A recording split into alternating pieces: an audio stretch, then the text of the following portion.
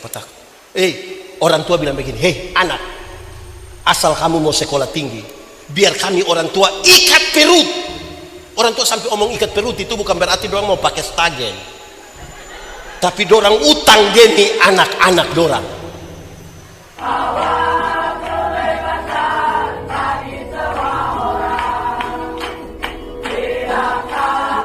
Kuatkanlah dan teguhkanlah iman kami, supaya waktu di mana kami belajar firman Tuhan, biarlah ini menjadi waktu paling baik bagi kami. Tuhan, kami berdoa, Tuhan memberkati hamba-Mu yang akan menyampaikan firman. Kami berdoa Tuhan memberkati semua orang yang memberi hidupnya untuk pemberitaan firman hari ini.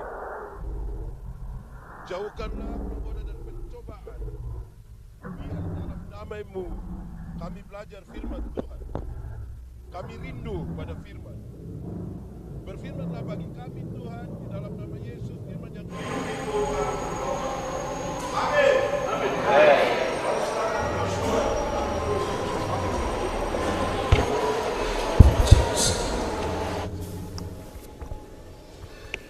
Cek.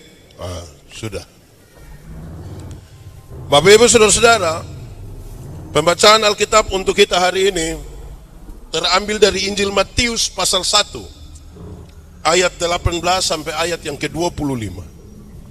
Injil Matius pasal 1 ayat 18 sampai ayat yang ke-25. Kelahiran Yesus Kristus. Kelahiran Yesus Kristus adalah seperti berikut. Pada waktu Maria ibunya bertunangan dengan Yusuf, ternyata ia mengandung dari Roh Kudus sebelum mereka hidup sebagai suami istri. Karena Yusuf suaminya seorang yang tulus hati dan tidak mau mencemarkan nama istrinya di muka umum, ia bermaksud menceraikannya dengan diam-diam. Tetapi ketika ia mempertimbangkan maksud itu, malaikat Tuhan nampak kepadanya dalam mimpi dan berkata, Yusuf anak Daud, engkau takut mengambil Maria sebagai istrimu, sebab anak yang di dalam kandungannya adalah dari Roh Kudus.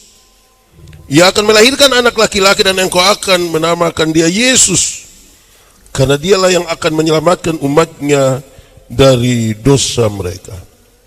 Hal itu terjadi supaya genaplah yang difirmankan Tuhan oleh Nabi, sesungguhnya anak darah itu akan mengandung dan melahirkan seorang anak laki-laki, dan mereka akan menamakan dia Immanuel, yang berarti Allah menyertai kita.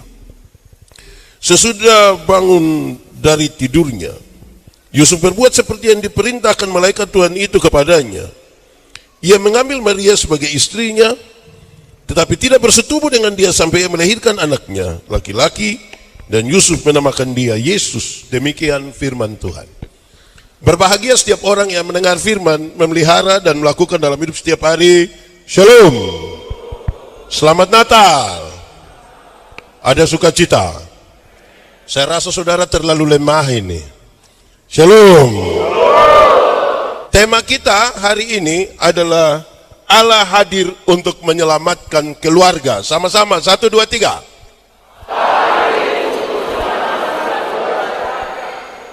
Tema ini ditetapkan oleh karena pertimbangan apakah memang keluarga-keluarga itu ada bahagia atau tidak.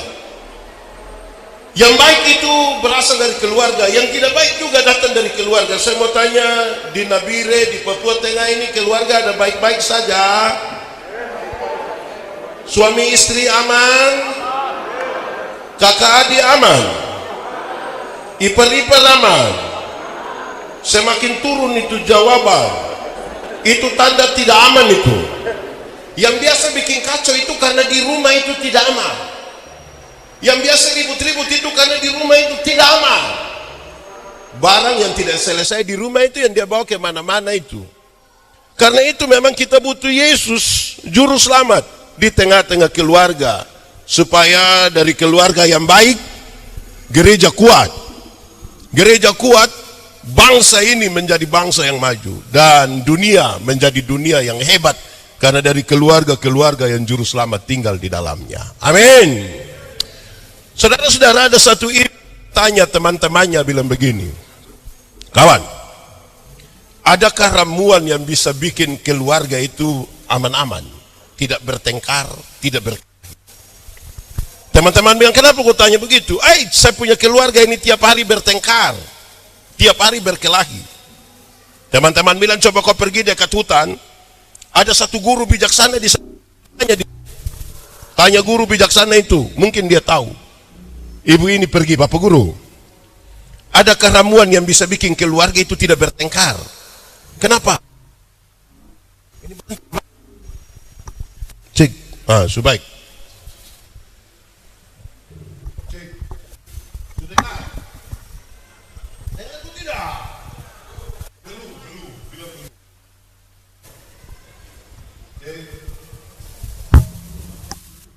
Sebaik, belum juga. Ini pengaruh keluarga. Cek, sudah. Belum juga. Belum bilang. Lihat yang baik. Supaya tidak terputus.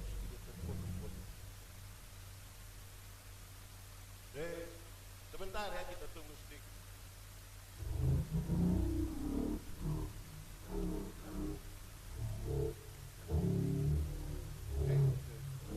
Sudah kah? Belum. Cek. Sudah ini.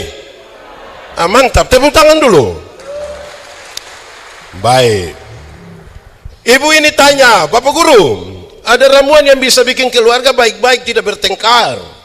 Bapak Guru bilang, kenapa ibu tanya begitu? Sapu rumah tangga ini tiap hari bertengkar, seperti neraka saja sapu rumah ini. Bapak Guru bilang, ada. Tapi dia punya bahan ini agak susah, kecuali kalau ibu bilang ibu bisa cari. Ibu bilang, apa itu? Ini ramuan ini terdiri dari 3 helai kumis harimau. Berapa helai? Ini ibu bilang, Guru, untuk sapu keluarga pun baik ini, saya cari. Dia bawa daging ke hutan. Harimau datang, dia kasih tenggal itu daging, dia bangun lari. Tiap hari dia coba dekat, sampai satu hari harimau ambil daging di ini ibu pun tangan. Waktu harimau ambil, ini ibu bilang begini, harimau, kasih saya lupung kumis 3. Harimau bilang, ambil cepat. Ini ibu ambil ini kumis, dia lari kepada guru ini, dia bilang, Guru, saya sudah dapat ini kumis harimau ini. Kau dapat bagaimana? Coba cerita. Dia cerita bagaimana susahnya dia dapat ini 3 kumis harimau. Setelah dia cerita, guru bilang, coba kasih itu 3 kumis, coba. Waktu ibu ini kasih, guru ini kucak-kucak begini, terus dia buang di dalam api. Marah ini ibu. Bapak Guru, kenapa buang ini kumis begini? Saya cari susah ini. Enak saja Bapak buang begitu, tidak hargai sapu kerja ini. Ini Bapak Guru bilang begini, Ibu, saya heran dengan ibu ini. Harimau yang begitu jahat saja ibu bisa pelan-pelan cabut dia kumis 3. Sementara untuk cari tahu suami pun baik itu ibu datang tanya di saya. Lebih baik ibu kawin dengan harimau saja. Ibu tiap hari sama-sama dengan suami, sama-sama dengan keluarga ini, baru suami pun baik ibu tanya di orang lain itu. Ini ibu yang bermasalah ini. Baik. Itu mengantar kita untuk meyakini sesuatu, bahwa di setiap keluarga itu pasti ada masalah. Amin. Bahkan keluarga hamba Tuhan sekalipun, bahkan orang-orang yang dipilih seperti Yusuf dan Maria sekalipun, pasti ada masalah. Tetapi masalah bukan masalah, cara mengatasi masalah yang biasanya jadi masalah. Perjalanan Yusuf dan Maria dari Bethlehem, dari Nazaret ke Bethlehem, adalah sebuah perjalanan karena ketaatan kepada perintah dari pemerintah. Kaisar Agustus mengeluarkan perintah untuk mendaftarkan semua orang. Taat kepada pemerintah inilah mereka berjalan. Sekaligus adalah sebuah ketaatan kepada apa yang Tuhan mau atas mereka. Pemerintah mencatat supaya kepentingan 2. 1, bayar pajak. Yang kedua Ada kemungkinan mereka akan jadi wajib militer. Mereka mesti cek ini kekuatan ini seperti apa. Kalau suatu saat ada musuh yang harus dilawan. Dalam perjalanan ini, sekaligus mereka belajar untuk taat. Tapi dimulai dari sebuah kisah yang tidak gampang. Kenapa? Yusuf dan Maria baru bertunangan. Pada tradisi mereka, bertunangan itu yang laki-laki sudah datang dengan keluarga. Sudah sepakat, ini sah. Tapi belum boleh tidur sama-sama. Belum boleh. Yang laki-laki pulang dulu ke kampungnya, mempersiapkan segala sesuatu, biasanya 1 tahun. Nanti baru dia datang jemput mempelai perempuan. Tidak dikasih tahu tanggal berapa, tapi biasanya pada waktu malam. Mempelai perempuan punya tugas adalah menanti tanpa melakukan sedikit pun kesalahan. Yang menarik adalah di masa penantian itu tiba-tiba Maria hamil. Tidak gampang bagi seorang laki-laki untuk menerima seorang perempuan yang hamil, bukan dari darah dagingnya sendiri. Tidak gampang. Rupa-rupanya ini hal yang ketika Maria sampaikan, kalau kita dramatisir sedikit, saya mau tanya saudara punya anak itu, ada pacaran deh satu nona ini, rencana mau nikah tahun depan, tiba-tiba itu nona hamil. Dia datang kasih tahu yang bapak pendeta, mam pendeta, kita pun anak nona ini hamil. Bapak dan mama langsung terima. Hamil dengan siapa? Dia kasih tahu, ini hamil dari Roh Kudus. Berarti itu kita mau jawab bagaimana? Tapi orang baik itu tetap orang baik. Alkitab mencatat Yusuf itu orang yang tulus hati. Dia jaga dia punya calon istri ini. Dia jaga dia punya tunangan pun nama baik. Dia tidak mau ceraikan. Dia tidak mau untuk bikin kacau. Dia tidak mau bikin ribut. Dia berniat untuk menceraikan diam-diam. Pada waktu dia mempertimbangkan itu, bagus ini. Orang tulus hati itu biasa mau bikin apa-apa pakai pertimbangan-pertimbangan. Yang hati tidak tulus itu yang tidak ada pertimbangan langsung bikin. Sebentar masalah baru dia sengaja menyesal. Setelah dia timbang-timbang pada waktu malam dia tidur itu, datanglah malaikat Tuhan bilang, Yusuf, anak Daud, jangan engkau menceraikan Maria karena anak yang di dalam kandungannya itu dari Roh Kudus. Supaya genap apa yang disampaikan dari nubuat para nabi, anak darah ini akan mengandung dan melahirkan seorang anak laki-laki. Dan engkau akan menamakan dia Yesus, dan dia akan menyelamatkan dosa umatnya. Saudara, mari kita mulai sekarang. Kira-kira kronologi dari teks itu begitu. Saya mau sampaikan di awal dalam perenungan ini bahwa untuk peristiwa Natal itu dimulai dari sebuah keyakinan imani yang sempurna harus. Kenapa? Kalau orang tidak punya keyakinan iman, pasti ada keraguan.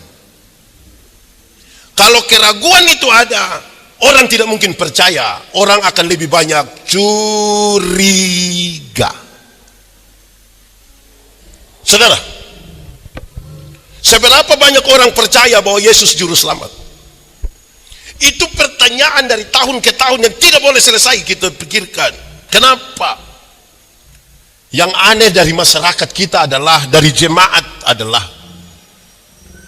saya tidak tahu kebiasaan di sini, tapi di beberapa tempat kami besar dalam sugesti ini. Contoh, kalau keluar dari rumah, kita sudah jalan jauh, tiba-tiba rasa mau buang air besar.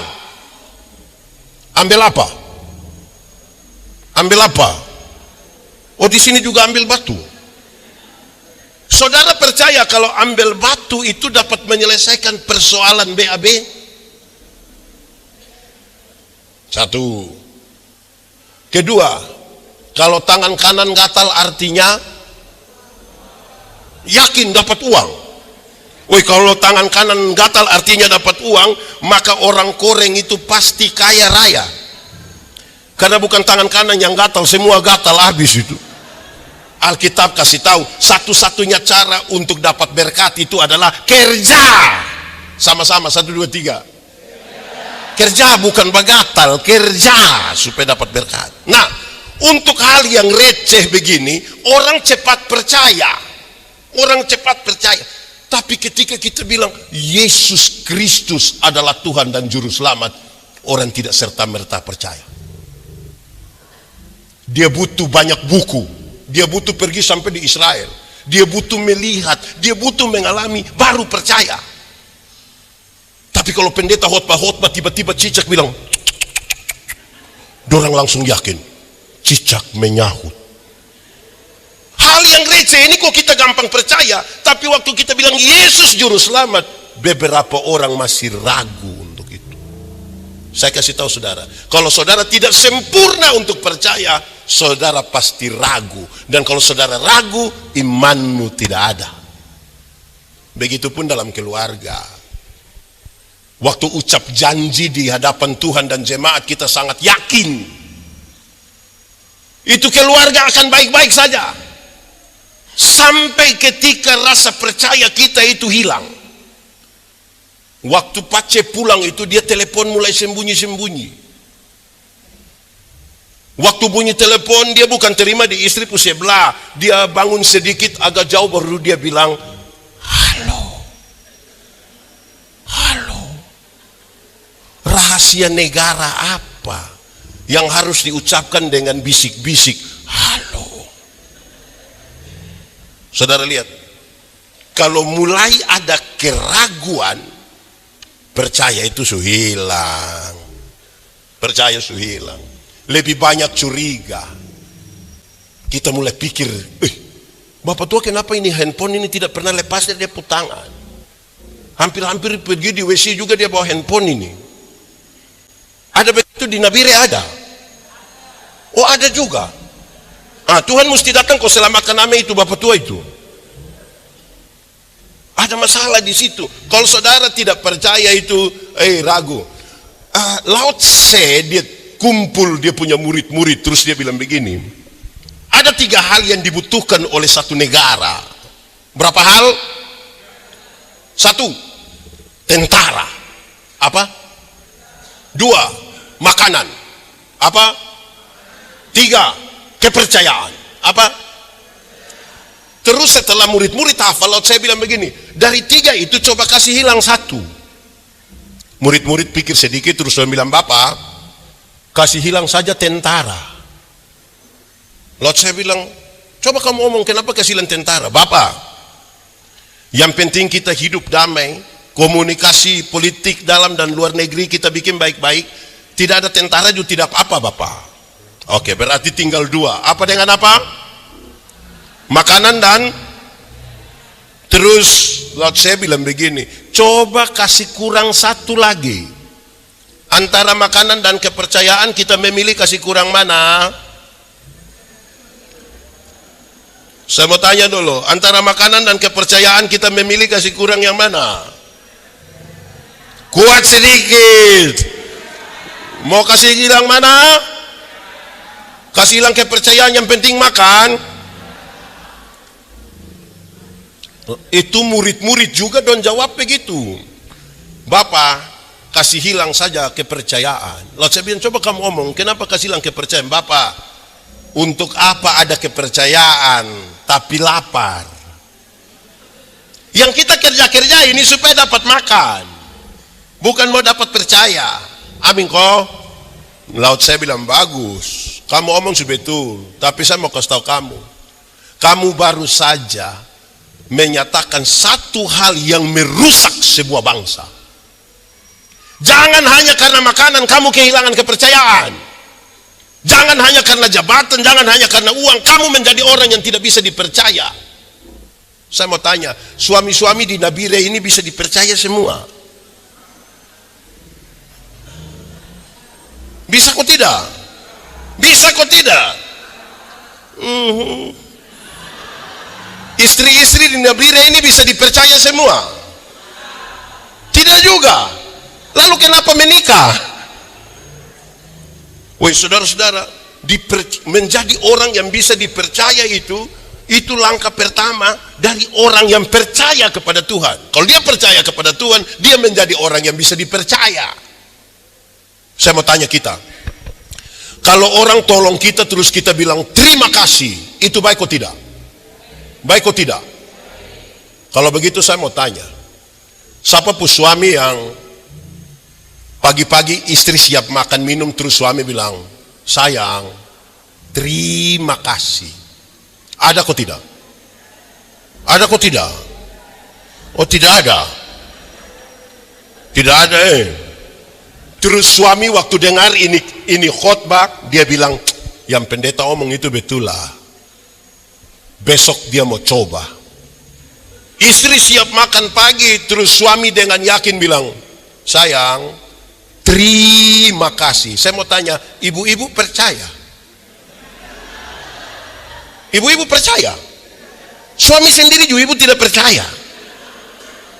Saudara lihat, mengidentifikasikan diri sebagai orang yang bisa dipercaya itu susah. Kita butuh Tuhan, butuh keyakinan percaya kepada Tuhan, baru kita didefinisikan sebagai orang yang bisa dipercaya. Saudara, pasti ketika suami bilang, sayang, terima kasih, pasti istri pikiran. Istri pasti pikir begini, tidak tahu roh apa naik saya pun suami. Atau jangan sampai yang kedua istri bilang begini, jangan-jangan ini hari terakhir.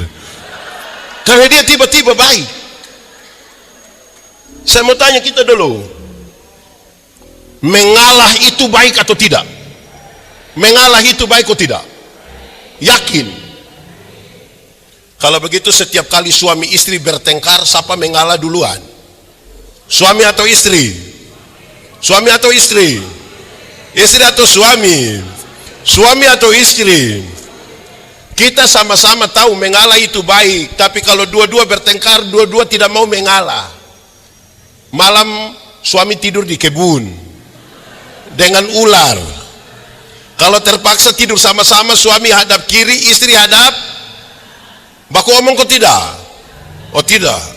Bangun pagi-pagi istri tetap siap makan minum, tapi tidak piantar. Dia siap kopi tidak piantar. Dia panggil anak kecil satu, baru dia bilang begini, kau antar kasih bapak lah. Bapak terima di ruang tamu, papa bilang, mama yang suruh kah? Ini anak dari ruang tamu datang, dia pun mama panggil, kau tanya, bapak ada bilang apa? Untung itu anak tidak bilang, kamu dua gila kah? Suami istri saja tidak mau mengalah, tapi dia punya cita-cita memenangkan Indonesia bagi kemuliaan Tuhan. Omong kosong. Suami istri yang kita sama-sama bicara cinta hidup bertahun-tahun, mengalah saja tidak mau, tapi cita-cita memenangkan jiwa bagi Tuhan. Omong kosong. Yang bukan pendeta, saya mau kasih tahu. Saudara-saudara mau tahu bahwa kami ini pendeta-pendeta orang baik kok tidak, jangan tunggu waktu kami berkhotbah. Itu baik semua, itu baik semua. Coba tinggal dengan kami di kampung rumah, coba ping. 2 minggu saja, 2 minggu. Saudara langsung tahu, asli Bapak, asli. Karena itu rumah itu tidak boleh ada kemunafik. Tahu munafik? Coba angkat tangan yang munafik. Oh tidak ada, ini orang tulus-tulus semua seperti Yusuf ini. Oke lanjut. Kisah tadi yang kita baca tentang kelahiran Yesus dimulai dari sebuah janji. Sama-sama, 1, 2, 3. Kita sebut itu sebagai nubuat. Sama-sama, 1, 2, 3. Nubuat itu suara Tuhan melalui manusia. Tuhan pakai manusia. Itu namanya nubuat. Karena ada manusia juga yang pakai Tuhan. Dia bikin seolah-olah suara Tuhan, padahal bukan. Nubuat itu Tuhan pakai manusia untuk menyampaikan suara Tuhan. Jadi pasti, saudara, janji itu Tuhan tepati. Itu berarti Tuhan itu setia. Sama-sama, 1, 2, 3. Tuhan Kasih tahu teman di sebelah, 1, 2, 3. Setelah percaya, langkah kedua adalah Saya mau tanya, ini suami-suami di Nabire ini setia semua? Setia apa? Istri-istri ini setia semua? Jemaat, setia itu bukan berarti kehilangan simpati, tapi setia berkaitan dengan kesadaran. Setia berkaitan dengan kesadaran. Sadar bagaimana? Dengar, kami bapak-bapak, kami suami-suami, kami laki-laki ini, kalau duduk sama-sama, seorang perempuan cantik masuk, hampir serempak bapak-bapak punya kepala akan begini. Tapi kalau istri ada di situ dan lihat begitu akan jadi masalah. Perempuan cantik itu masuk kan kepala tetap saja. Hanya mata yang agak pindah sedikit. Beda dengan ibu-ibu. Ibu-ibu itu kalau duduk sama-sama ada laki-laki ganteng masuk itu orang biasa-biasa saja. Tidak histeris. Kalau ada yang reaktif kecil, jangan coba-coba yang masuk itu ibu-ibu. Tas agak besar, sepatu agak tinggi, rok agak pendek. Itu lihat ibu-ibu punya siku dan bibir. Untuk kasih tahu teman di sebelah dia pakai siku begini. Sebelah su lihat baru dia pakai bibir bilang. Kadang-kadang 3, 1, 2. Nah, kami bapak-bapak ini, kalau kesetiaan itu kesadaran, waktu dia sudah lihat orang begini, dia mesti bilang, sadar, ada istri. Kesetiaan itu kesadaran. Amin kok. Setiap kali dia mau bikin apa-apa, sadar. 1, 2, 3. Sadar. Amin kok. Suami-suami di sini sadar semua. Istri-istri juga sadar. Ini ada satu istri dia bilang pada dia suami, dia bilang, Bapak ini sudah berubah. Bapak sudah tidak seperti yang dulu lagi. Bapak sudah lain ini. Dia suami bilang, saya lain bagaimana? Coba mama bilang. Bapak ini dulu sedikit-sedikit sudah ajak mama makan bakso. Dulu sedikit-sedikit Bapak sudah ajak mama beli pakaian. Dulu sedikit-sedikit Papa datang, Papa bilang tutup mata. Wah, sekarang Bapak sudah tidak begitu. Bapak sudah lain ini. Dia suami bilang begini, Mama, coba Mama pikir baik-baik. Nelayan mana yang kalau dia sudah dapat ikan dia masih mau buang umpan. Dia istri bilang, jadi selama ini Papa hanya umpan-umpan Mama. Selama ini Papa kira Mama ikan. Malam mau tidur, dia istri masuk kamar, kunci pintu, kasih mati lampu. Suami datang mau buka tidak bisa. Suami bilang, Mama, yuk buka dulu. Tidak. Mama, buka. Tidak, kau tidur di luar. Mama, kenapa bikin Papa begini? Kita dua masih suami istri, masa suruh saya tidur di luar? Dia istri buka pintu baru bilang begini, Papa, coba Papa pikir baik-baik. Nelayan mana yang mau tidur dan dia ikan? Saudara, kenapa saya bicara ini? Kadang-kadang orang sudah bukan lagi berumah tangga, tapi hanya sekedar tinggal bersama. Kenapa? Karena kehilangan kasih. Nanti saya bicara khusus soal itu. Kesetiaan kita menjadi tawar. Kita kehilangan kasih. Istri-istri ini sudah tidak urus suami. Sudah tidak urus. Bangun pagi bukan siap makan minum, tapi dia siaran langsung. FB Pro. Hai guys, Waktunya menggoreng telur, guys. Padahal dia punya dapur pun kotor. Di sini ada ibu-ibu begitu. Itu ibu ada di sini sekarang. Coba tunjuk itu ibu yang mana itu? Anak muda yang tadi penyanyi itu, yang pesperawi, yang pesperani, anak muda, kamu jangan buru-buru menikah lah, jangan buru-buru. Jodoh itu akan datang dengan sendirinya. Itu pun kalau dia tahu rumah. Kenapa? Dengar, saya mau kasih tahu dua hal. Hal yang pertama, pacaran dan menikah kalau tanpa kesetiaan, ada banyak hal berubah di dalamnya. Ada banyak hal. Contoh, waktu pacaran, yang laki-laki datang bisa bawa bunga mawar, sembunyi di belakang. Apalagi bulan Februari, apalagi tanggal 14 Februari itu hari apa? Hari pemilihan umum. 14 Februari itu laki-laki datang bisa bawa bunga sembunyi di belakang sambil berlutut, dan dia bisa bilang I love you. Itu pacaran. Sudah menikah paling-paling dia pulang dia bawa bunga pepaya.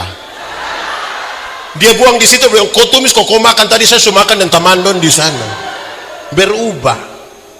Masih pacaran, yang perempuan berani terantuk di batu, yang laki-laki bisa marah batu, dia bisa marah batu.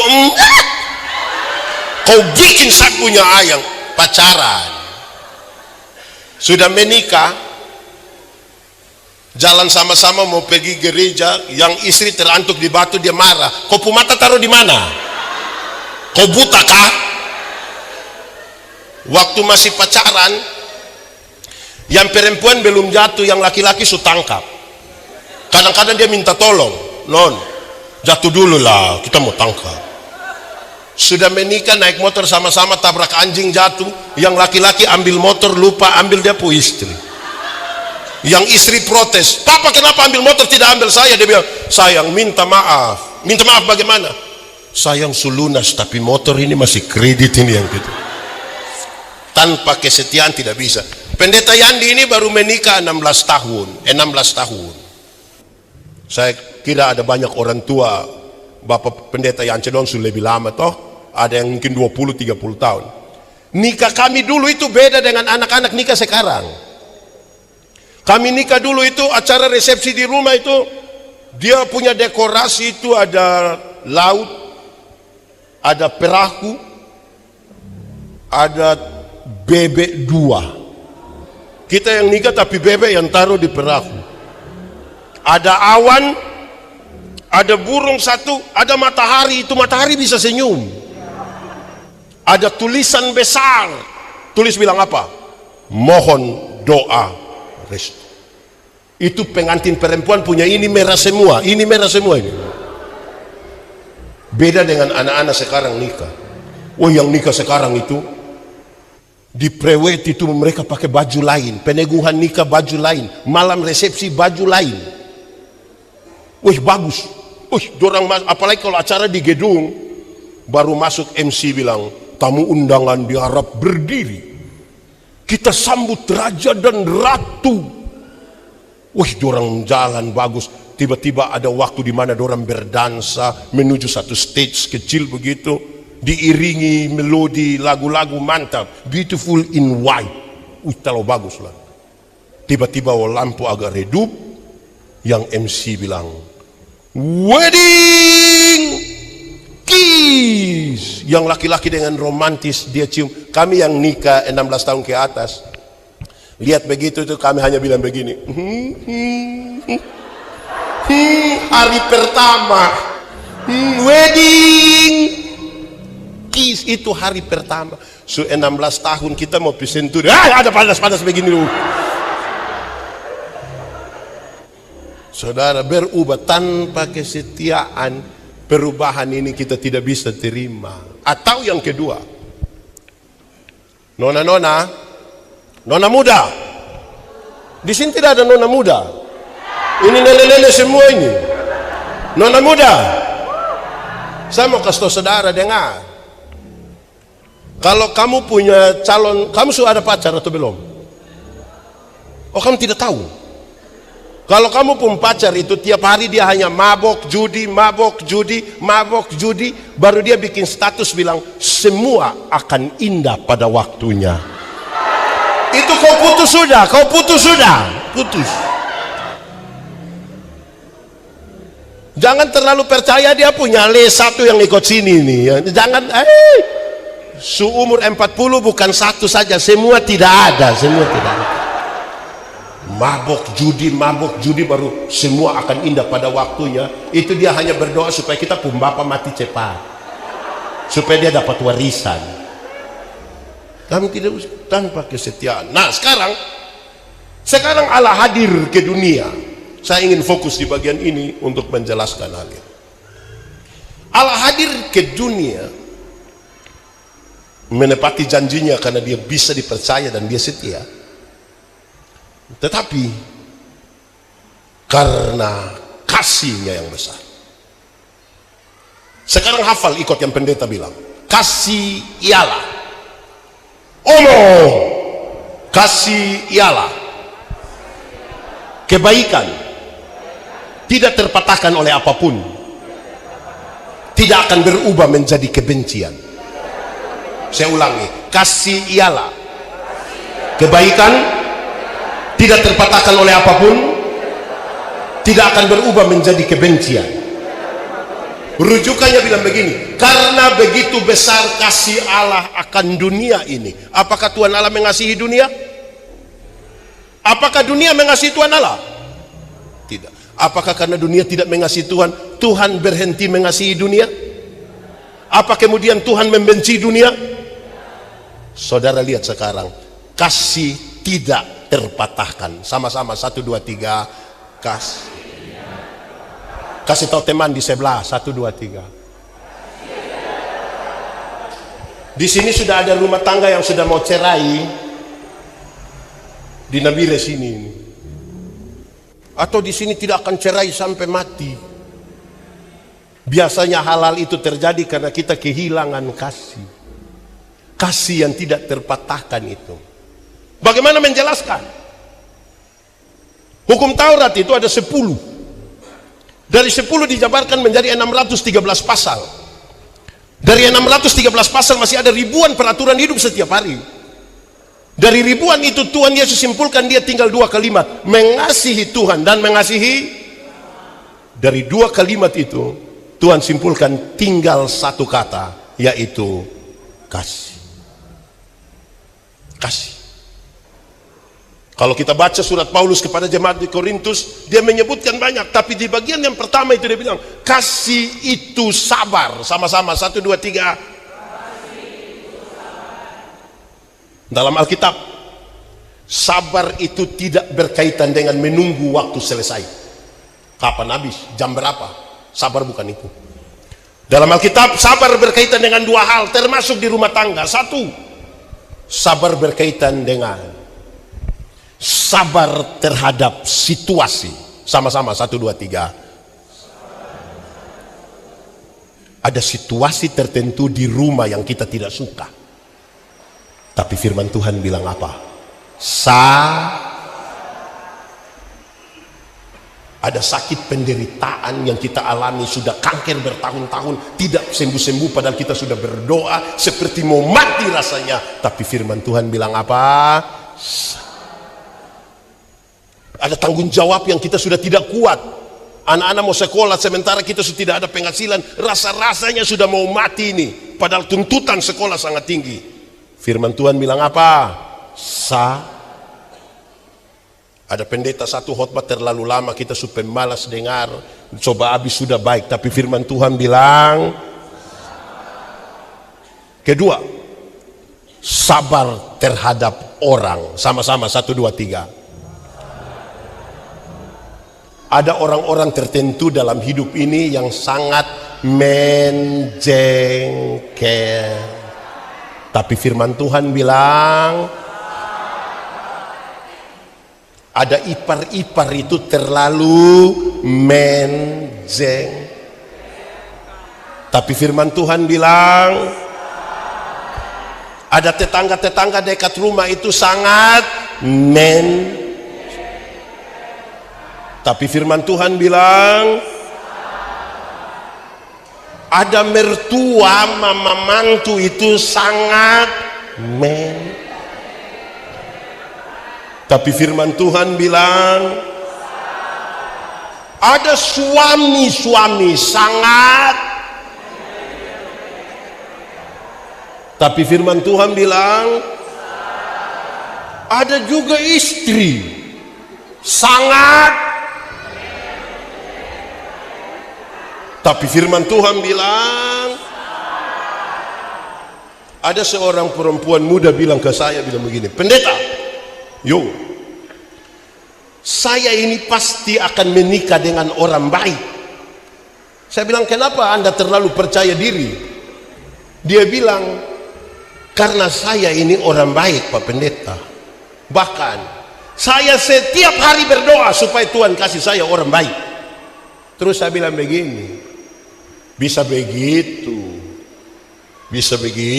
Tuhan kasih orang baik. Tapi kadang-kadang Nona, untuk orang baik seperti Nona begini, Tuhan titip orang gila satu supaya Nona urus dia.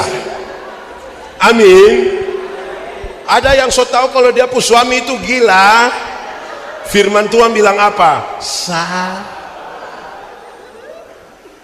Kalau ada kasih itu begitu. Sekalipun dia firman Tuhan bilang,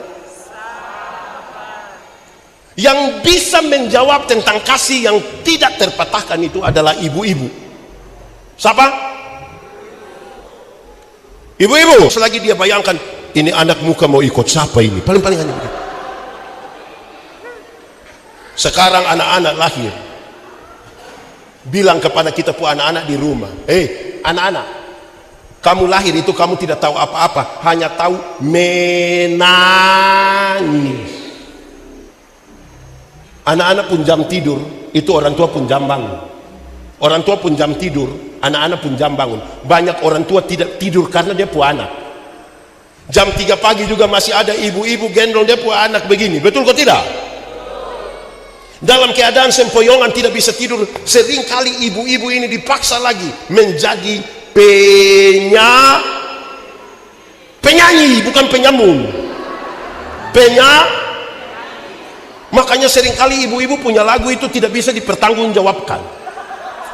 Kalau tidak bobo digigit, padahal justru kalau anak bobo itu baru nyamuk gigit. Kalau itu anak ada lari-lari, nyamuk mana mau digigit dia. Tapi sudahlah, jangan terus. Anak-anak, kamu lahir itu kamu tidak bisa bicara, tidak bisa bicara. Atau siapa punya anak yang lahir langsung bilang yes.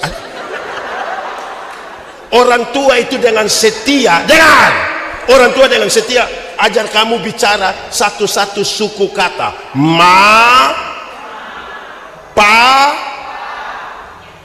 Sudah jadi pemuda begini, ada suka bicara dengan orang tua, ada suka bicara dengan orang tua, lebih suka bicara dengan ibu-ibu. Lihat, lahir tidak tahu omong, orang tua ajar bicara, sudah dewasa, sudah lancar bicara, tidak suka bicara dengan orang tua. Tapi dia bicara dan dia pun teman di HP. Pertanyaan terakhir, kenapa kita mau kasih makan manusia-manusia model begitu? Kenapa? Sama-sama 1, 2, 3, kasih tidak terpatahkan. 1, 2, 3. Padahal kamu punya sikap itu sangat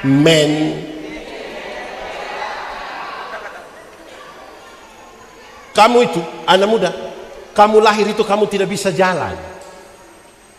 Betul kok tidak? Atau siapa punya anak yang lahir langsung bilang putar kaki? Orang tua ajar kamu jalan satu-satu langkah, pegang di tangan baru bilang ta. Sudah dewasa ada suka jalan dengan orang tua. Dorang ada suka jalan dengan orang tua. Dorang lebih suka jalan dengan Tidak tahu jalan, orang tua ajar jalan, sudah bisa jalan, suka jalan dan teman. Pertanyaan terakhir, kenapa mau kasih makan itu manusia begitu? Sama-sama 1, 2, 3. Kasih tidak terbatas. Tidak terbatas. Orang tua bilang begini, hei anak, asal kamu mau sekolah tinggi, biar kami orang tua ikat perut. Orang tua sampai omong ikat perut itu bukan berarti dorang mau pakai stagen, tapi dorang utang demi anak-anak dorang. Kamu ada pegang handphone? Ada. Utang itu utang. Ada yang pergi sekolah, pergi gereja, ada bawa motor sendiri? Ada. Itu motor utang. Karena orang tua mau baik. Anak-anak, dia lihat itu kasih. Dulu kamu kecil, kamu pilek itu, orang tua tidak pernah pakai tisu. Orang tua ada pakai tisu. Dong bikin bagaimana?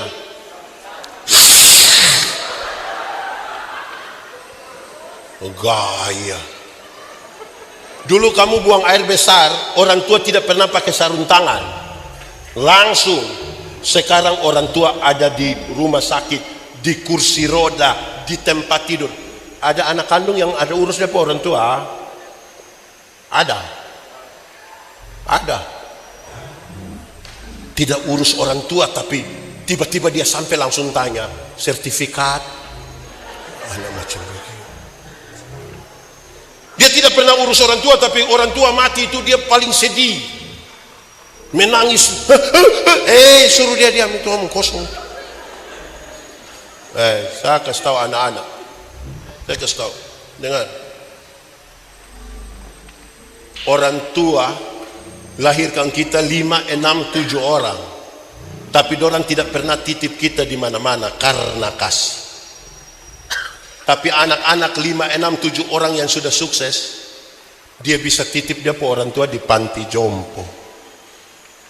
Yang sudah titip atau rencana titip, lebih baik batalkan. Karena ini hari kita titip dorang, besok-besok anak-anak titip kembali kita. Saya mau kasih tahu, orang tua melahirkan kita 5, 6, 7. Dia bisa besarkan kita. Tapi 5, 6, 7 anak yang sudah sukses belum tentu bisa urus satu mama, belum tentu. Kenapa? Kalau kasih di dalam rumah tangga hilang. Natal itu kan peristiwa dua, peristiwa kasih, yang kedua peristiwa berkumpulnya keluarga-keluarga. Berkumpul. Ini kita ini tambah hari tambah jauh dari keluarga. Lalu apa poinnya sekarang? Saudara-saudara, kasih menjadi sesuatu yang dinyatakan. Kasih bukan kata-kata. Kekristenan itu kehilangan kasih. Kita jalan naik motor dari sini pi di mana begitu, orang celaka, bukan tolong, siaran langsung. Hai guys, ada yang celaka guys, pakai motor metik guys. Dia habis siaran langsung, guys sudah mati, guys sudah meninggal habis itu. Kasih sudah hilang. Sekarang kita lihat bagaimana pengelolaan. Karena rumah tangga ini kan tiap hari kita sama-sama suami istri. Saudara dengar, satu hari ada satu pak dan ibu ulang tahun pernikahan ke-30. Keberapa? Pendeta mau berdoa. Pendeta bilang, Pak dan Ibu, kita mau berdoa untuk ulang tahun pernikahan ke-30. Ibu mau bicara apa? Dia punya istri bicara sesuatu. Terus pendeta bilang, Bapak bicara sesuatu. Dia tidak mau. Pendeta sedikit memaksa. Dia tidak mau, dia menangis. Pendeta pikir tidak usah dipaksa lah. Pendeta berdoa. Setelah berdoa, sudah santai-santai duduk sama-sama, pas makan pendeta bilang begini, Bapak, tadi kenapa saya minta Bapak bicara, Bapak tidak mau bicara. Bapak hanya menangis. Kenapa?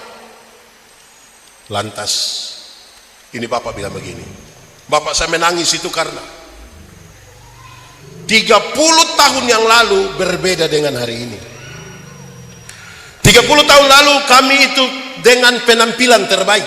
dandanan terbaik, pakaian terbaik. Orang-orang menyebut kami raja dan ratu. Kami pikir itulah kasih, itulah cinta. Ternyata bukan itu. Rumah tangga itu terjadi ketika saya sakit berat. Waktu saya sakit berat, dan saya yakin pasti istri pasti kasih tinggal saya. Karena saya punya badan makin menurun, saya seperti sudah mau mati. Saya yakin istri pasti kasih tinggal. Justru di saat saya yakin istri akan kasih tinggal saya, justru di saat itulah istri memberi seluruh hidupnya untuk mengurus saya, dan kemudian saya pulih seperti ini. Dan saya mengerti rumah tangga adalah penerimaan, bahkan penerimaan terhadap kekurangan. Karena berubah. Hanya dengan kasih kita bisa melakukan itu. Ada satu bapak, dia ada di rumah sakit. Jam hampir menunjukkan jam 12 siang. Bapak ini agak sedikit gelisah, orang tua ini gelisah. Dia bilang kepada perawat, sudah mau jam 12. Kenapa? Saya mau pergi ke rumah sakit jiwa. Bapak mau pergi buat apa di sana? Istri saya ada di rumah sakit jiwa. Bapak, kan Bapak harus ada di sini dulu. Tidak, saya harus pergi. Bapak minta maaf, Bapak mau buat apa di rumah sakit jiwa? Saya harus kasih makan saya punya istri setiap jam 12. Bapak kan bisa suruh orang lain kan? Jangan. Saya sudah janji saya mau kasih makan dia. Bicara. Ini perawat bilang begini, Bapak, saya minta maaf. Mama kan gila, ibu kan gila. Ibu kan pasti tidak kenal Bapak. Lalu apa kata Bapak ini? Perawat, saya punya istri itu gila. Dia tidak kenal saya. Tapi saya ini tidak gila. Saya kenal dia. Kasih yang tidak terpatahkan ini. Melewati batas-batas di mana dia bilang kenal atau tidak kenal. Itu komitmen. Rumah tangga itu naik turun. Bagaimana mengelola? Saya sampaikan dua hal terakhir ini. Dua hal ini panjang. Sampaikan. Pertama, tentang kebutuhan mendasar. Supaya Kristus tetap tinggal dalam rumah ini. Hal mendasar pertama. Suami-suami ini punya kebutuhan apa? Ibu-ibu mesti dengar ini. Ibu-ibu mesti dengar ini. Apa kebutuhan dari laki-laki? Apa kebutuhan dari suami-suami? Kebutuhan mendasar. Kebutuhan paling mendasar dari seorang suami adalah dihormati. Sama-sama 1, 2, 3. Hai istri-istri, tunduklah kepada suami. Istri harus ajar semua orang yang dalam rumah menghormati suami. Istri jangan marah suami di depan banyak orang, dia merasa kehilangan harga diri. Jangan marah dia, simpan saja, sabar sampai rumah baru injak, tidak apa-apa. Tapi jangan Istri punya pendapatan jauh lebih besar dari pendapatan suami. Jangan kasih tahu itu deh anak-anak. Jangan bilang kau pun bapak ini ada sumbang apa? Semua ini saya, mama ini yang stop. Dia merasa tidak dihormati. Kebutuhan mendasar dari istri adalah, suami-suami mesti dengar ini. Suami-suami mesti dengar ini. Kebutuhan paling mendasar bagi seorang istri menurut Alkitab adalah dikasih. Hai suami-suami, kasihilah istrimu. Memang dia put tangan itu butuh jam tangan, butuh gelang, butuh cincin emas. Tapi jangan ganti kasih dengan benda. Karena Tuhan sudah atur, kasih dan penghormatan tidak bisa digantikan dengan materi. Waktu kita sudah dandani istri, su cantik, su pakai tas bagus, ini sudah bagus, jam tangan, cincin su bagus, dia butuh tangan untuk dia gandeng karena dia mau pi belanja di mana begitu. Nah itu tangan tidak ada, tangan ada mabok di sebelah. Dia pi cari orang lain kok tidak. Bapak-bapak mesti ingat, dulu belum jadi deh mama itu kan kita perjuangkan. Betul kok tidak? Pergi, tiap hari pergi. Waktu kita menikah itu keluarga bukan tidak ada urusan. Orang tua ada urusan, keluarga ada urusan. Tapi dong kasih tinggal itu urusan, datang urus kita menikah. Bahkan babi yang tidak tahu apa-apa ikut mati gara-gara kita mau nikah ini. Lalu kemudian kenapa kita mengabaikan satu daya lain? Kenapa banyak rumah tangga itu tidak aman? Karena kasih dan penghormatan itu tidak ada. Tanda kehadiran Kristus di tengah keluarga itu ada kasih, ada penghormatan. Kedua, bagian terakhir ini. Tuhan cipta manusia. Tuhan cipta manusia bukan sekedar membedakannya atas jenis kelamin saja, bukan.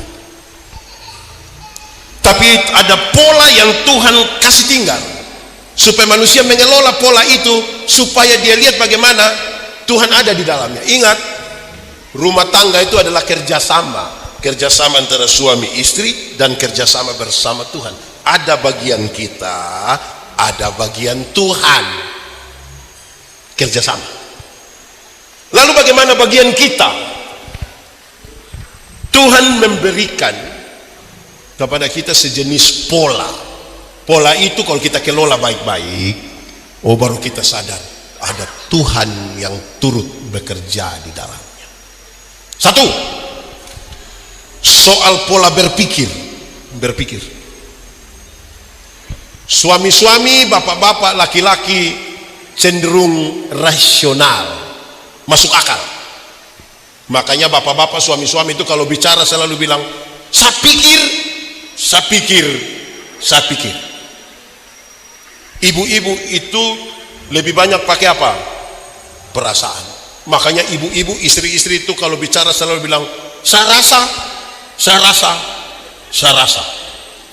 Saudara bayangkan, kalau nikah 20 tahun, satu hanya saya pikir, satu hanya saya rasa, lama-lama tetangga akan bilang surasa. Kerjasama antara suami istri dan Tuhan adalah menyeimbangkan antara pikiran dan perasaan. Amin kok. Kalau tidak kita akan merasa ada sesuatu yang kurang. Saya jadi pendeta, saya melayani di satu pulau bagian selatan di NTT, Pulau Sabu. Bapak dong pun tempatin. Kami pergi di sana itu kalau ibadah rumah tangga Senin, Rabu, Jumat.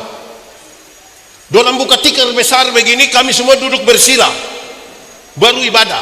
Lampu yang paling besar taruh di mana pendeta ada. Saya pergi, saya mulai melayani ini. Duduk bersila melayani. Wah, saya khotbah, saya lihat ini jemaat senyum-senyum ini. Saya bilang khotbah masuk. Yang menarik adalah kami habis ibadah, dorang masih senyum-senyum. Saya mulai pikiran ini.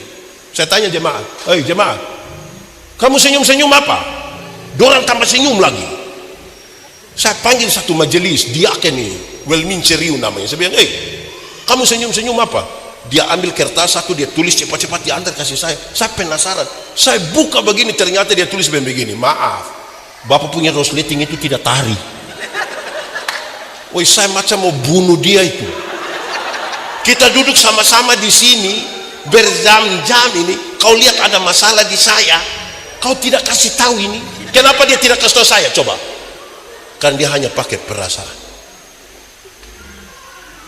Perasaan tanpa logika tidak ada yang baik. Mesti kasih tahu. Saya bilang, saya mau tarik bikin apa lagi? 1 jam kamu main begini. Saya tanya saudara, tadi dalam ibadah baik atau tidak? Tadi itu ibadah baik atau tidak? Kenapa tidak baik? Terganggu. Hanya karena apa? Soal perasaan. Teorinya bilang begini, makin dekat seorang suami dengan Tuhan, makin dekat dia dengan istri. Makin dekat seorang istri dengan Tuhan, makin dekat dia dengan suami. Amin kok. Masa kok suami pukul istri itu suami dekat dengan Tuhan? Di sini ada suami yang biasa pukul istri. Saya balik. Ibu-ibu yang biasa kena pukul dari suami, coba angkat tangan dulu. Jangan! Berani angkat tangan pulang kena pukul ulang lagi. Saya mau tanya, ibu-ibu, kena pukul dari suami itu bahagia? Bangun pagi langsung bilang, "Pace, ini pagi belum sayang." Pola satu. Pola kedua, soal pola kerja, pola bekerja. Laki-laki itu cenderung pekerja tunggal. Laki-laki itu pekerja tunggal. Kami bapak-bapak, suami-suami ini hanya pergi ke kantor saja. Tapi kami pulang, kami rasa kami sudah kerja di seluruh dunia dan segala isinya.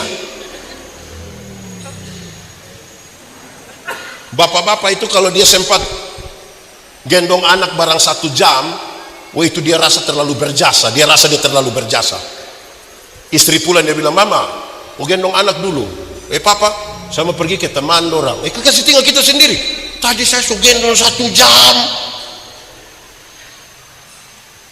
Suami-suami itu, tamu datang, tamu baru sampai tangga terakhir di emper, baru naik tangga, suami langsung bilang, "Mama, kopi." Padahal kopi tidak ada.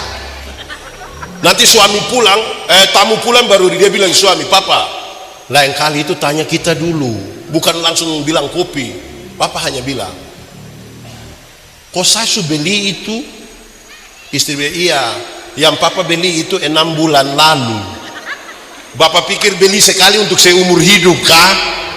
Karena polanya tunggal.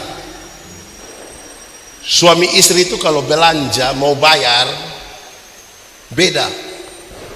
Suami itu kalau dia mau bayar, kalau istri yang bayar 53.500. Istri pasti tanya, "Berapa?" 53.500. Dia buka dompet, dia cari 50. "Berapa lagi?" 3.000. Dia cari. Kalau suami yang bayar, dia ambil uang berapa? 100. Karena polanya, bukan dia mau makan puji dengan itu kasih, karena pola. Istri-istri itu pekerja zaman, bukan untuk dibandingkan. Ibu-ibu itu bangun pagi bisa langsung masak, bisa langsung setrika, siap anak ke sekolah, siap suami ke kantor, bisa siap langsung makan siang, bisa sambil foto-foto, bisa sambil update status. Mereka kerja di satu waktu yang sama, bukan untuk dibandingkan, tapi untuk dikelola. Istri tidak bilang, "Coba kau jadi saya." Tidak bisa. Pola itu kalau tidak dikelola, rusak itu. Ketiga, soal pola bicara. Pola bicara. Laki-laki itu cenderung pendiam. Secerewet-cerewetnya laki-laki, dia masih disebut pendiam. Sebuah penelitian mengatakan, seorang laki-laki satu hari kalau bicara itu kira-kira 7.000 kata. Berapa ribu? Tapi seorang perempuan kalau satu hari bicara minimal sekurang-kurangnya 21.000 kata. Suami 7.000, istri pagi-pagi suami supi kantor, anak-anak supi sekolah semua. Ibu mau 21.000 dan siapa? Suami biasa pulang kantor rata-rata jam berapa? Jam berapa? 4. Istri rencana mau kasih keluar yang 3.000. Dia sambut suami di pintu. Pas buka dia bilang, "Papa." Papa bilang, "Hah? Di kantor tadi ada bayi." Terus suami bilang, "Kau kepala dinas? Kalau komunikasi kita macam begini, jangan bayangkan bilang itu rumah damai." Menara Babel itu tidak selesai dibangun bukan karena kurang uang, bukan karena kurang tenaga kerja, bukan karena kurang material, hanya karena terputusnya komunikasi di antara mereka. Coba cek komunikasi kita di rumah bagaimana. Komunikasi di rumah terbaik itu di meja makan. Bapak-bapak tolong atur waktu makan dengan istri dulu dan anak-anak di meja makan situ. Di meja makan itu yang bapak boleh tanya mama, "Mama, kenapa ini sayur ini garam semua?" Terus mama bilang, "Papa minta maaf sayang." Tadi mama tumis ini sayur, ini mama terlalu ingat papa. Mama pikir papa ini garam, jadi mama ambil garam kau taruh-taruh. Yang penting komunikasi gitu. Tanya itu anak laki-laki, laki-laki, di sekolah tadi dapat berapa? Saya dapat 10 papa. Oh, kau macam bapak betul. Bapak dulu pintar. Tanya yang anak Nona, ya Nona kau di sekolah dapat berapa? Aduh bapak tadi matematika susah jadi saya dapat 3 bapak. Aduh, kau sama kau pun mama pun keluarga dorang itu. Tapi komunikasi itu penting. Komunikasi. Semua sudah pegang handphone, jadi mau bagaimana? Handphone itu menjauhkan yang dekat dan mendekatkan yang jauh. Suami istri ada duduk sama-sama dengan anak tapi dorang tidak bicara, masing-masing asik sendiri, ketawa-ketawa sendiri lagi. Lama-lama gila itu keluarga itu. Komunikasi. Keempat, soal pola mengingat. Laki-laki itu cenderung cepat lupa. Bapak-bapak ini dia berkunci mobil begini. Dia jalan 30 langkah, saya kunci ke balong. Dia balik, dia kunci ulang.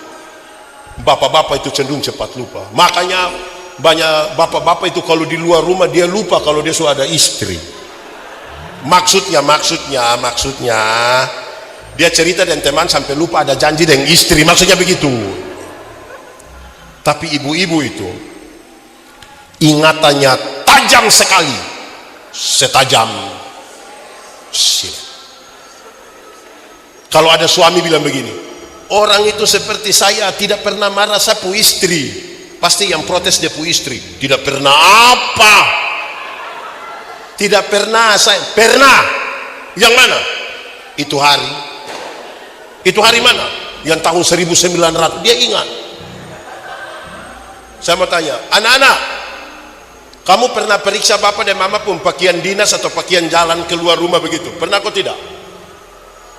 Yang paling banyak dapat uang di papa pusaku atau mama pusaku? Bapak itu lupa 5.000, 10.000, 20.000, bapak lupa. Jangan coba-coba periksa mama punya. Itu pekerjaan sia-sia. Dalam hal inilah mama seturut dengan Alkitab. Di mana hartamu berada, mama-mama itu dorang pun tupperware saja dong hafal. Dia pun coretan di mana ada tulis apa pun nama, jelas. Bukan untuk dibandingkan, untuk dikelola. Saudara lihat sekarang, kalau Tuhan Yesus itu ada di rumah tangga itu bapak suami istri kalau bertengkar, jangankan Tuhan Yesus, pendeta saja datang dorang damai, baru pendeta saja dorang damai.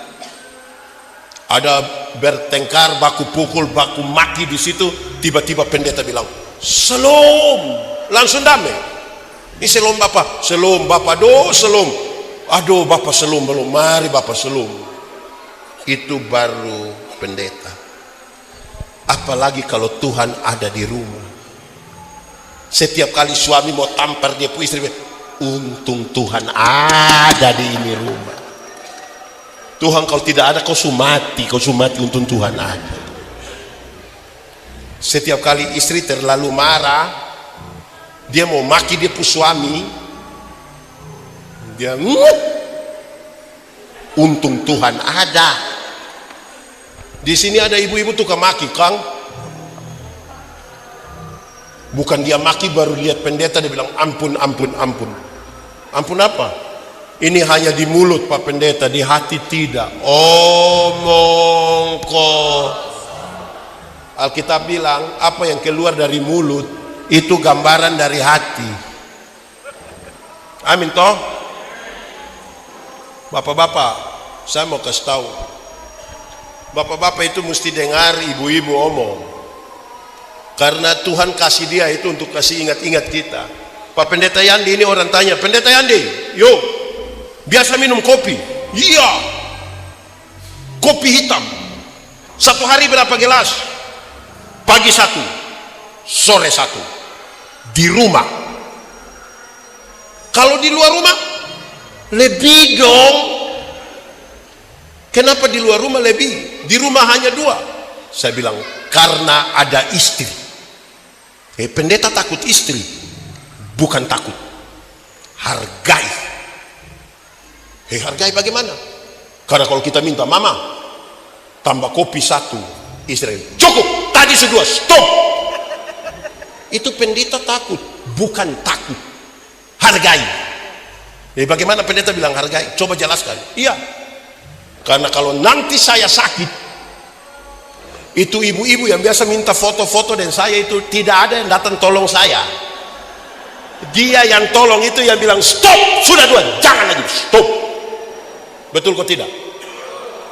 Kalau nanti saya mati, itu ibu-ibu yang biasa foto-foto dari saya paling-paling hanya kasih naik foto di Facebook, tulis read, emoticon ada menangis begini, baru tulis pernah bersama-sama dengan pendeta Yandi. Saya mau tanya, nanti yang lanjut kredit itu siapa? Istri toh? Jadi bapak-bapak itu jangan gaya. Tuhan pakai istri kasih ingat kita. Saya khotbah tentang unsur dari buah roh. Saya bilang begini, salah satu unsur dari buah roh adalah kelemah lembutan. Apa? Kelemah lembutan itu terdiri dari 2 kata, yaitu lemah dan disambung menjadi. Saya bilang banyak suami ini hanya sampai di lemah saja, lembut tidak. Kalau dia sudah lemah baru dia mengerti kelembutan. Kalau sudah sakit mau mati itu suami-suami langsung lembut. Lemah itu dia akan bilang, mama tolong, Tuhan tolong. Itu kalau ada lemah. Kalau dia ada kuat-kuat, istri ada omong, hei bapak berhenti mabuk, berhenti begadang, ingat umur, ingat istri. Kalau istri omong begitu, paling-paling mati. Bapak sudah mati sudah baik, kasihan istri anak itu. Petugas koperasi besok mau datang, ini siapa mau tanggung jawab? Jadi ingat, suami-suami tolong dengar istri. Istri juga tolong terima kami sebagaimana kami terima istri dorang. Ibu-ibu coba bayangkan dulu, ibu-ibu masih SMA. Pernah SMA kok ibu-ibu? Atau TK langsung kerja? Coba bayangkan 10 detik. Sudah bayangkan ibu-ibu SMA dulu? Nah, seperti itulah ibu-ibu dulu. Halus-halus, tipis-tipis. Sekarang sudah berubah kan? Tebal-tebal dan berlapis-lapis. Tapi kami terima apa adanya. Iya, ibu-ibu, kami sudah terima begitu. Ibu dan mesti terima kami juga. Suami-suami ini gaya-gaya, badan bagus, dia pakai pakaian ketat-ketat ibu. Tapi nanti dia bilang, mama, tolong papa dulu. Mau bikin apa? Ambil remote. Istri tanya, di mana? Ini setengah meter. Dia tidak bisa ambil, lemah dia. Keluarga dari kampung datang, mau acara di kampung kok pasti butuh uang. Habis satu keluarga, satu lagi datang, satu lagi. Suami biar badan bagus-bagus tidak pernah menghadap itu keluarga. Dia sorong istri. Mama. Jadi di mata keluarga itu, istri itu selalu tidak baik. Nanti dong bilang, suami baik tapi dia punya istri itu. Itu risiko sudah kita nikah begitu. Nah, karena itu saudara-saudara, atur sudah kok Tuhan tetap tinggal. Persoalan kita itu saudara adalah, tadi waktu yang menyanyi dari mana itu? Dari Pesperani itu, Bapak Pendeta Yance ada jelaskan ke saya. Sebut satu kalimat, Bapak Pendeta jelaskan. Sebut satu kalimat, Bapak Pendeta jelaskan. Di akhir dari lagu itu Bapak Pendeta kasih tahu, itu lagu po akhir itu ada omong bilang dia pun nama itu Yesus Raja di atas segala raja. Betul begitu Terus saya dalam hati saya pikir, Alkitab selalu menyebut Yesus Kristus Tuhan dan Juru Selamat. Yesus itu adalah nama yang tersembunyi yang kemudian disingkapkan. Dulu semua orang yakin ada Tuhan, tapi Tuhan di mana tidak ada yang tahu. Sampai satu hari Tuhan bertemu dengan Musa untuk membebaskan Israel setelah 430 tahun. Musa bilang begini, Tuhan, kalau saya pergi dan orang bertanya siapa suruh saya, siapa utus saya, nanti saya bilang siapa? Tuhan bilang kasih tahu, aku adalah aku, mengutus aku kepadamu. Dari yang tidak diketahui menjadi aku adalah aku. Dari aku adalah aku, dia kasih lebih jelas lagi, YHWH, Yahweh. Tapi nama ini tidak bisa disebutkan sembarangan. Dari YHWH itu dia lebih jelas lagi, Immanuel. Tapi Immanuel yang mana? Ya saya menjelaskan. Orang menyebut dia penasehat ajaib, Bapa yang kekal, Raja damai, pemerintahan ada di baunya. Matius di pembacaan tadi masih menyebut Immanuel, dan di akhir dari pembacaan itu disebutkan, dan nama itu adalah Yesus. Mulai dari jauh yang tidak kelihatan sampai dia disebutkan dengan sangat dekat, Yesus, yang kemudian dua lagu ini tersebutkan namanya Yesus. Namanya Yesus.